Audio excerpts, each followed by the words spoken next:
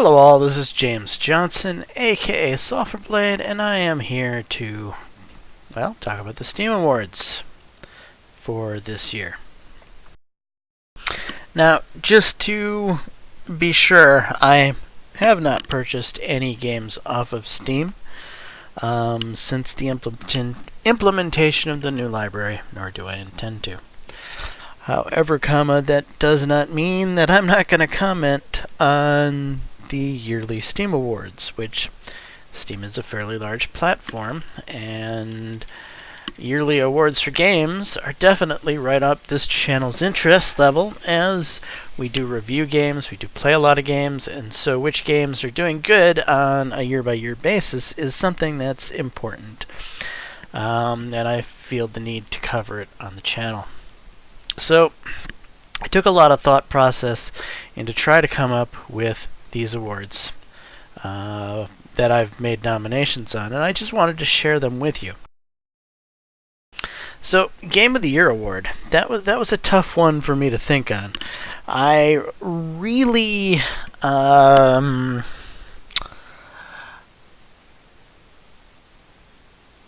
went through my entire channel, tried to find what I've done actually the most videos on this year. I looked back at which games that have come out this year that I probably put the most game time into, and there were a few that definitely jumped out.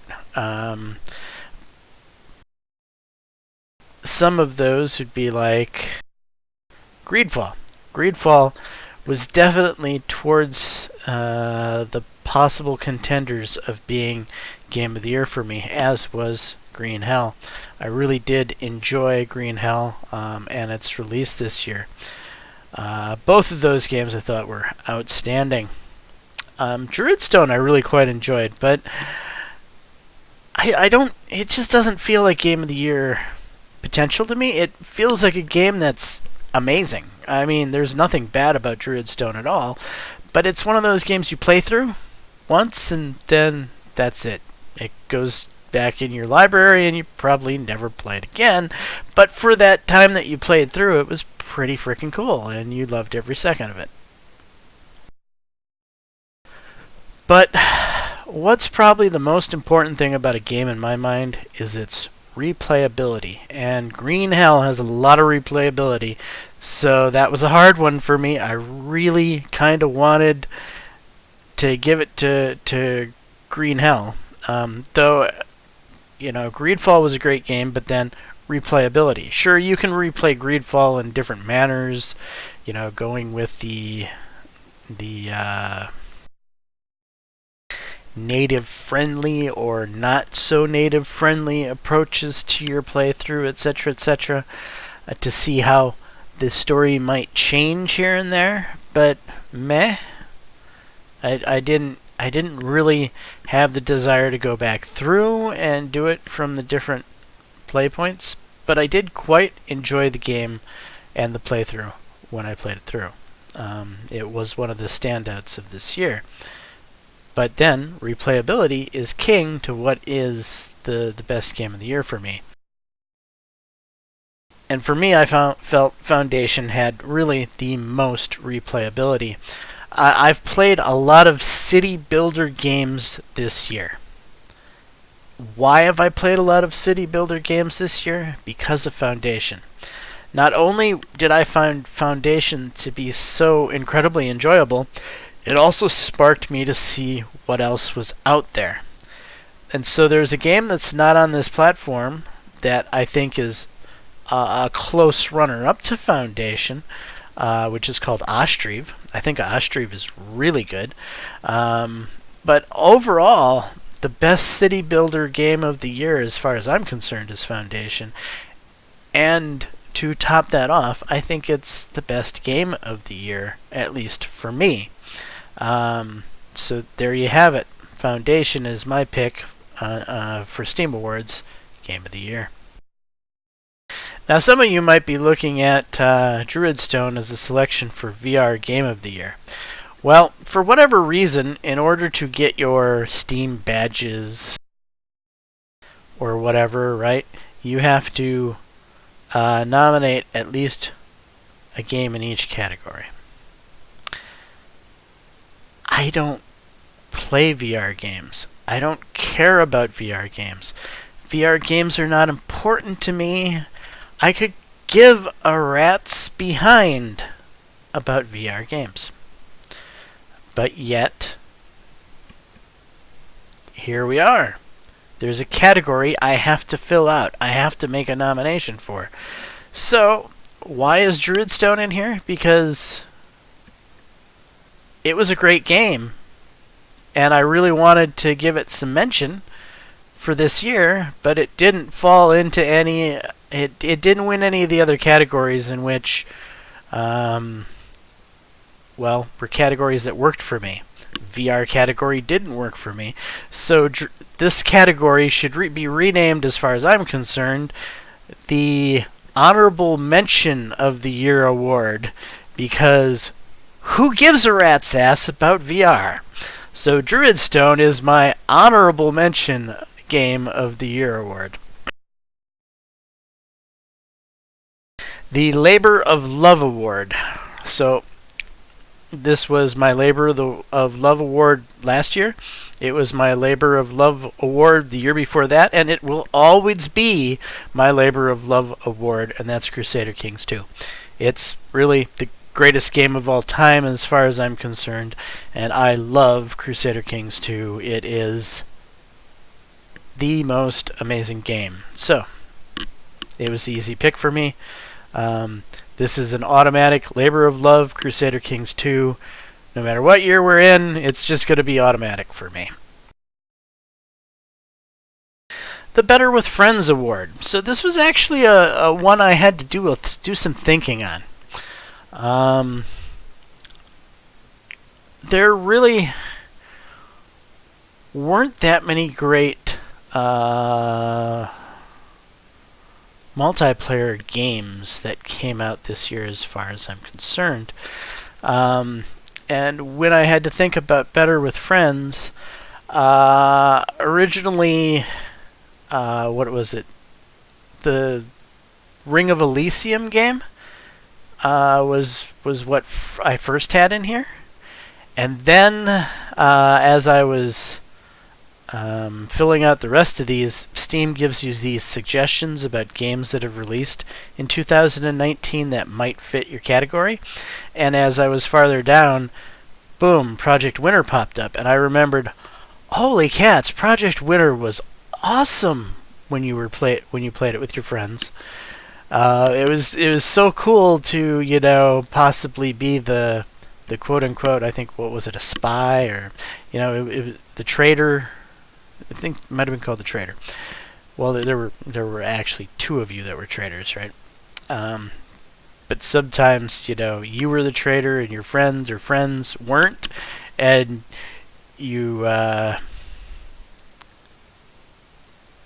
it was great to backstab your friends. This is a game from 2019 that I truly feel completely embodies the spirit of this award. So that's why I went with it, Project Winter. I really enjoyed it when I was playing with my friends. The Most Innovative Gameplay Award. This was a tough one for me, to be honest, because I didn't really feel that there was any really innovative games this year. But I did like Outward, and one thing I remember thinking about when Outward released, when I was playing Outward, is that this game was very, different than most games of its type. And I appreciated it for its differentness, its oddities that set it apart from the typical game of its genre.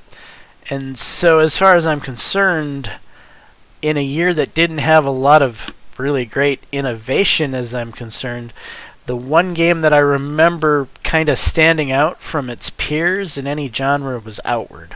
And so since I thought Outward was a pretty decent game, and because I do remember it giving me the impression that it stood out from other games of its genre, Outward is what took this particular category for me.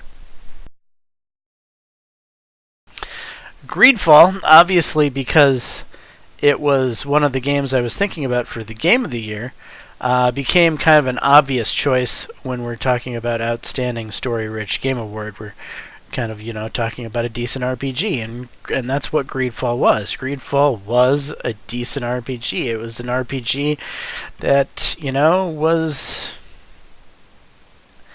dare I say, Bethesda quality, because I don't want to use the term Bethesda because Bethesda doesn't necessarily mean quality anymore, right? So, dare I say, Elder Scrolls quality. Maybe that's a better way to put it, as Bethesda's been going downhill. So, Greedfall for me definitely is an easy one for this particular category. I think I've said this a lot. I've had a lot of hard choices trying to pick some of these categories. I think this was the one I had the most trouble with completely, was the Best Game You Sucked At award. Because as far as I'm concerned, I don't suck at games. And so, getting that humble thing for me to admit out of the way, then it's like, well, what game did I have a lot of difficulty with? And when I think back, I had a lot of difficulty with Strategic Mind, in that it seemed like I kept having to replay the missions to actually get past them. And while, dare I say, I don't think Strategic Minds is Game Award quality, it is the one game I can remember through the course of the year in which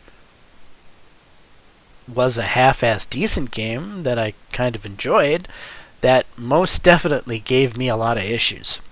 So that's why Strategic Mind is here in this list.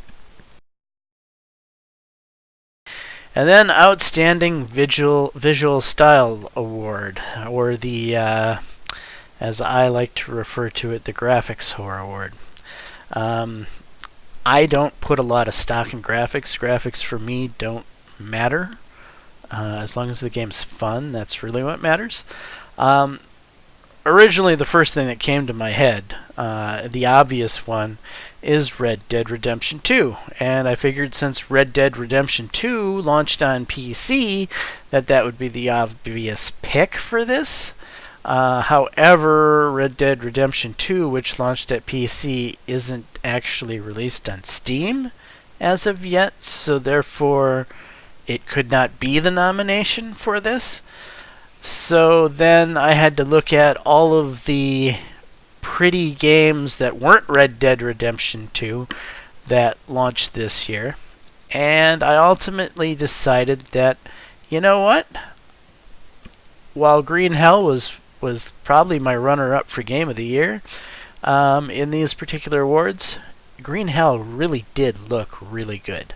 And so for me, Green Hell is that pick because I so enjoyed Green Hell that it was definitely up there on my arguments on which one should be Game of the Year. And since it didn't make Game of the Year, you know how you try to kind of fit in those games that you thought were almost Game of the Year, and you want to fit them into these other categories? Well, Green Hell is the obvious choice for a game that looks really nice. So therefore, Outstanding Visual Style Award, for me at least, to Green Hell. And so those are my nominees. So remember, I am an older gamer. I'm not one of these young generation people who play all these weird pew-pew games that I just don't understand. I like games that are, well, slow, immersive, fun, relaxing.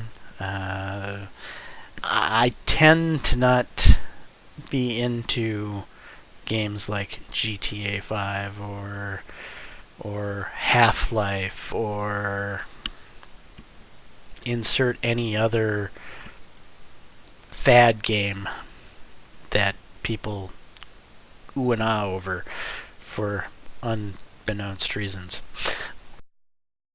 So my list probably won't agree with most of you younger gamers out there, but I'm hoping that some of you older gamers, this list might actually work out for you.